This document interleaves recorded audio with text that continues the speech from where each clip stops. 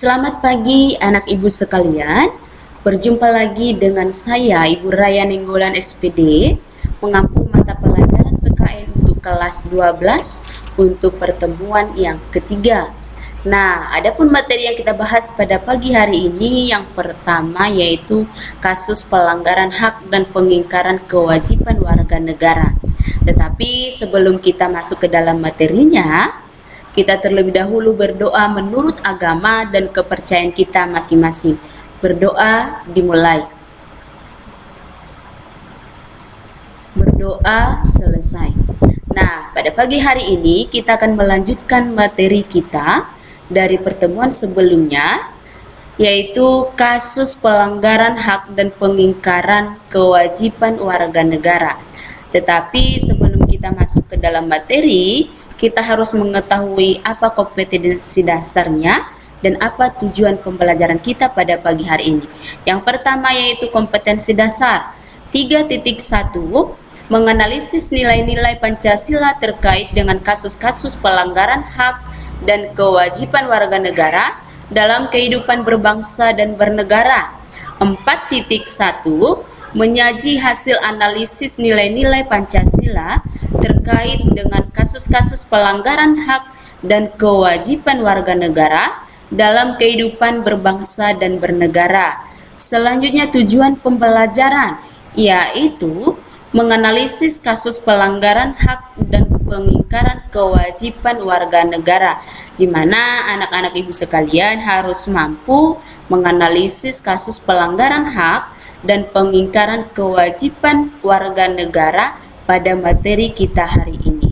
Nah, marilah kita masuk ke dalam materi kita, yaitu bagian C, kasus pelanggaran hak dan pengingkaran kewajiban warga negara. Apa-apa saja yang akan kita bahas di dalam materi kita pada pagi hari ini? Yang pertama yaitu penyebab terjadinya pelanggaran hak dan pengingkaran kewajiban warga negara. Yang kedua yaitu kasus pelanggaran hak warga negara. Yang ketiga, kasus pengingkaran kewajiban warga negara. Nah, yang ketiga inilah yang harus kita bahas pada pagi hari ini. Yang pertama yaitu penyebab pelanggaran hak dan pengingkaran kewajiban warga negara. Apa-apa saja sih penyebab pelanggaran hak dan pengingkaran kewajiban itu? Yang pertama adalah sikap egois atau sikap yang mementingkan diri sendiri, tidak memperdulikan kepentingan orang lain. Itulah yang dikatakan sikap egois.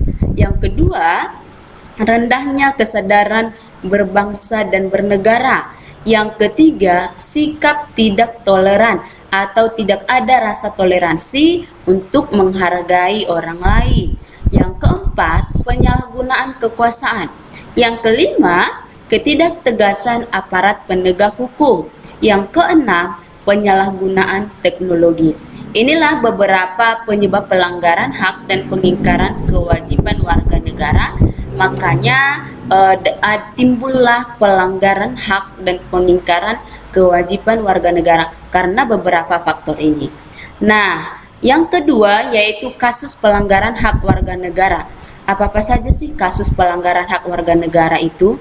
Dapat kita lihat dari kondisi yang terjadi saat ini. Yang pertama yaitu proses penegakan hukum masih belum optimal dilakukan. Jika sudah optimal dilakukan, maka tidak akan terjadi lagi kasus pelanggaran hak. Nah, yang kedua, tingkat kemiskinan dan angka pengangguran di negara kita masih cukup tinggi. Yang ketiga, makin merebaknya kasus pelanggaran hak asasi manusia seperti pembunuhan, pemerkosaan, pelecehan, dan lain sebagainya. Yang keempat, masih terjadinya tindak kekerasan mengatasnamakan agama. Yang selanjutnya adalah angka putus sekolah yang cukup tinggi.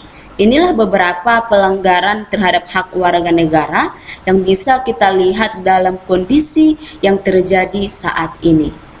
Nah, yang terakhir yaitu pelanggaran hak cipta atau misalnya peredaran VCD atau DVD bajakan, plagiat dalam membuat sebuah karya. Inilah beberapa pelanggaran terhadap hak warga negara yang bisa kita lihat dari kondisi saat ini. Nah, dapat kita lihat beberapa contoh kasus pelanggaran hak warga negara pada gambar ini, di mana ada gambar demo, pembunuhan.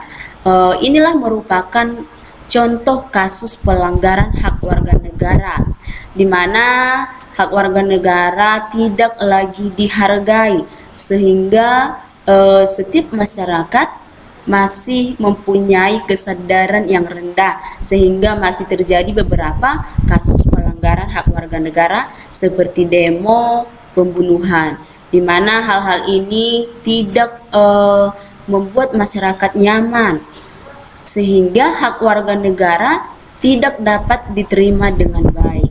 Jadi inilah beberapa contoh kasus pelanggaran hak warga negara yang dapat merugikan warga negaranya, ya. Nah, yang selanjutnya yaitu 3 kasus pengingkaran kewajiban warga negara. Bisa kita lihat di kondisi saat ini yang terjadi, yaitu yang pertama, tidak berpartisipasi dalam usaha pertahanan dan keamanan negara. Yang kedua, melanggar aturan lalu lintas. Yang ketiga, merusak fasilitas negara. Yang keempat, tidak membayar pajak kepada negara. Yang kelima, membuang sampah sembarangan. Inilah kasus pengingkaran kewajiban warga negara yang terjadi saat ini. Boleh kita lihat dalam beberapa gambar ini. Yang pertama yaitu di mana seorang warga negara membuang sampah sembarangan, padahal dia sudah memiliki kewajiban, yaitu harus membuang sampah pada tempatnya. Tetapi pada gambar ini dia membuang sampah secara sembarangan. Dia tidak melakukan kewajibannya dengan benar. Nah, sedangkan gambar yang kedua yaitu melanggar peraturan lalu lintas. Sama halnya dengan gambar 1, tidak melakukan kewajibannya dengan benar. Inilah contoh gambar kasus pengingkaran kewajiban warga negara. Nah, pada pagi hari ini dapat kita simpulkan pelajaran kita, yaitu di mana kasus pengingkaran pelanggaran hak warga negara dan pengingkaran kewajiban itu tidak boleh dilakukan. Harus mempunyai rasa toleran dan harus mementingkan kepentingan orang lain, harus saling menghargai, tidak boleh mementingkan diri sendiri. Nah, inilah beberapa contoh kasus yang bisa Ibu terangkan pada pagi hari ini. Semoga pelajaran kita pada pagi hari ini bermanfaat bagi anak didik Ibu sekalian. Jika masih ada yang kurang dipahami, boleh ditanyakan kembali lagi kepada Ibu dan dibaca-baca bukunya di rumah. Jangan lupa tetap kerjakan tugasnya di rumah. Ikuti daring selanjutnya dan tetap semangat. Tetapi sebelum kita mengakhiri pelajaran kita berdoa. Berdoa dimulai. Berdoa selesai. Demikianlah pelajaran kita pada pagi hari ini. Tetap jaga kesehatan, tetap semangat dalam mengikuti daring kita untuk selanjutnya. Sekian dan terima kasih.